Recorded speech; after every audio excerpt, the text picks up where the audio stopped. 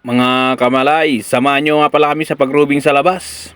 May kasama nga pala ako dyan isang Pilipino, yung driver. At may kasama rin pala kaming escort dyan mga kamalay. Isang pulis.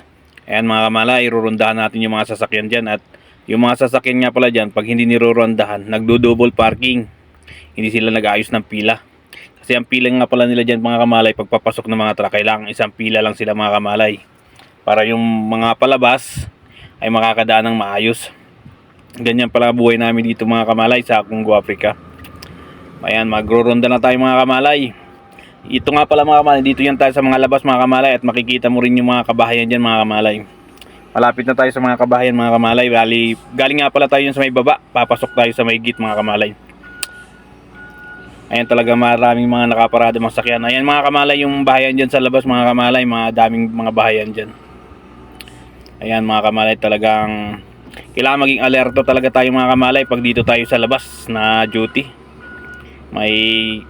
Mahirap talaga kasi hindi na natin kabisado sila mga kamalay dahil hindi natin to bansa na dito tayo sa malayo. Kaya doble ingat talaga tayo mga kamalay. Ayan mga kamalay, malapit na nga rin pala tayo dun sa gate. Ayun nga pala mga kamalay yung gate natin mga kamalay na tatanaw na natin. Ayan yung pinaka parkingan nila bago sila makapasok sa gate mga kamalay. Bali, ayan na. Papasok na tayo sa mga gate mga kamalay. Thank you for watching mga kamalay sa pagsama sa amin dito sa pagronda sa labas mga kamalay. At sana lagi nyo akong suportahan at lagi kayong manood. At sana kayong magsawang manood sa aking adventure dito sa Congo, Africa mga kamalay. Thank you for watching mga kamalay.